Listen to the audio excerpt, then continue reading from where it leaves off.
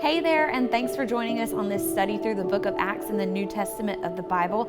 My name is Megan, and today we're looking at Acts chapter 22. As we get closer to wrapping up this study, I just want to say thank you for participating with us as we go deeper in the Word together. So, like we've seen before in the book of Acts, the Jewish leaders were very frustrated with Jesus' most public followers and friends.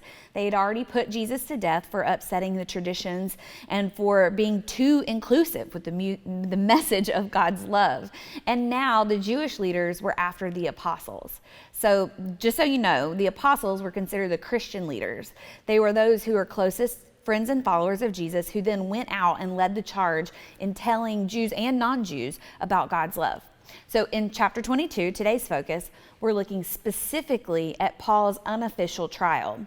He's accused of disrespecting Jewish law again, but instead of taking him into court, he is on trial by the court of public opinion, who were ready to tear him apart, pretty literally.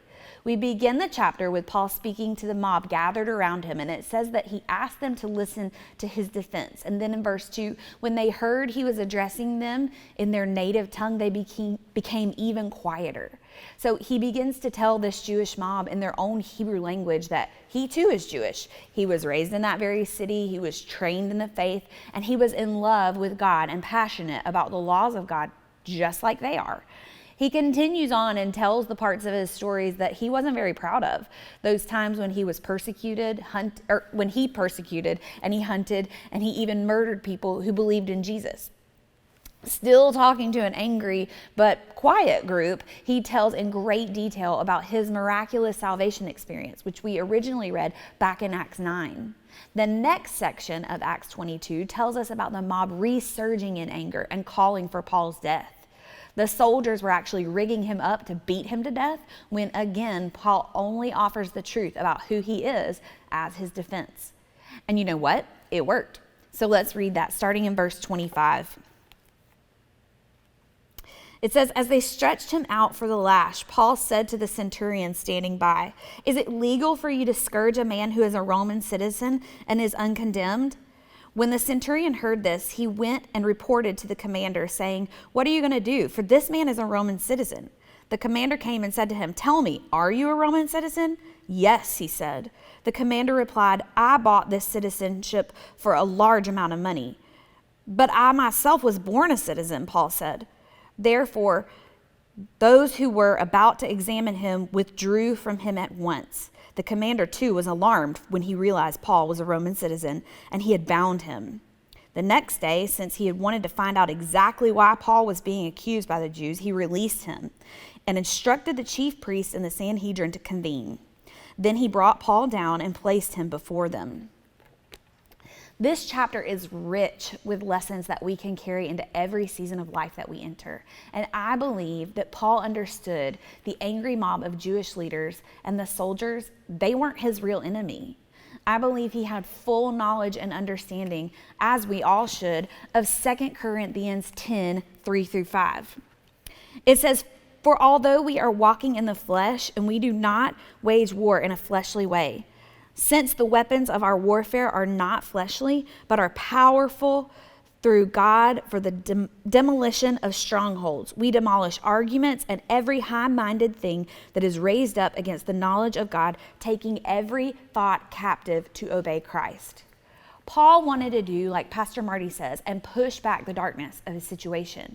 He wanted to offer hope of Jesus and potentially minister to these people who were so deceived into anger because he knew that they weren't his enemy. And although he was frustrated and embarrassed, I'm sure, he wanted to continue to honor God even if it cost his very life.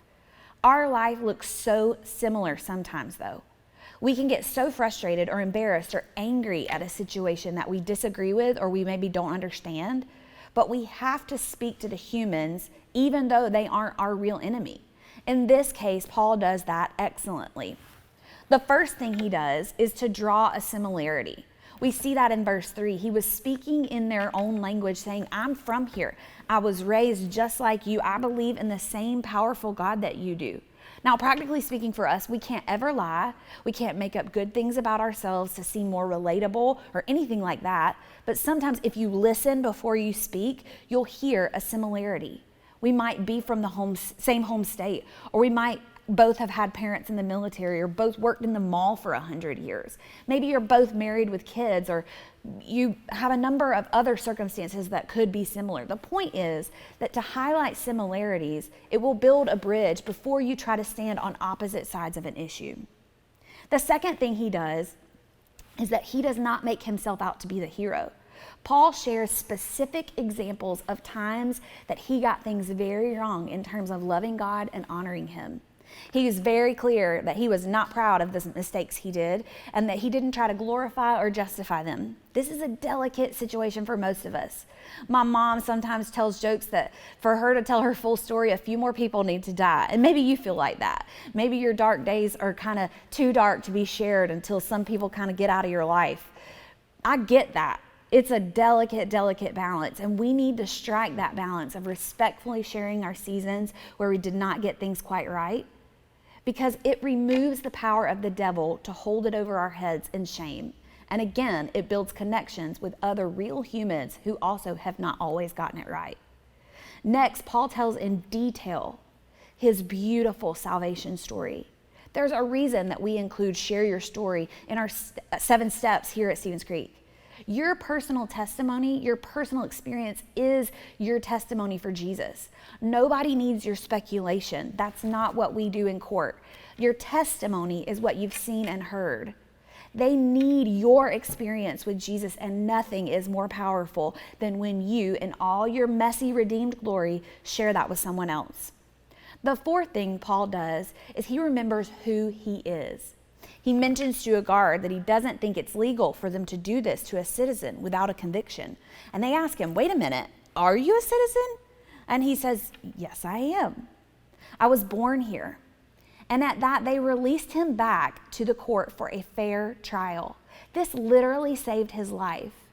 When we remember who we were born to be, not born by our parents, although some of you may have great parents, but who you were born to be in Jesus, when we remember that, our focus shifts and we don't speak or act from a place of insecurity or manipulation anymore.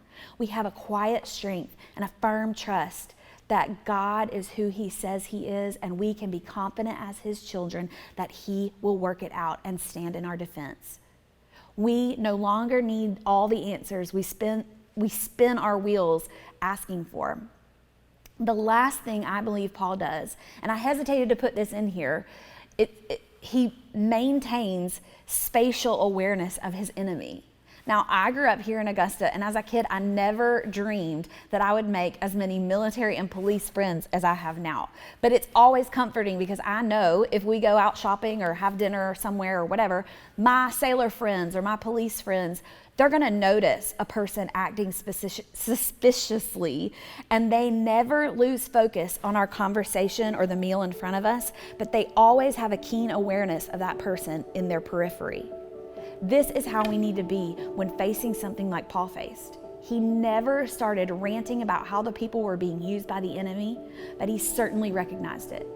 I pray that we will be people of God that can recognize and combat the enemy without losing focus on the ministry of the mundane in front of us. Maintain that conversation with the person you disagree with. They are not your enemy. Stay engaged with your real life happening right in front of you, but keep the enemy in your periphery. Like I said before, thank you so much for going deeper with us in the scriptures as we study our way through the book of Acts. If you're getting stuck, I want to encourage you, try switching versions or have the YouVersion Bible app read it out loud to you. Any way you do it, keep up the good work. We hope to see you soon around the creek, and we love you so much.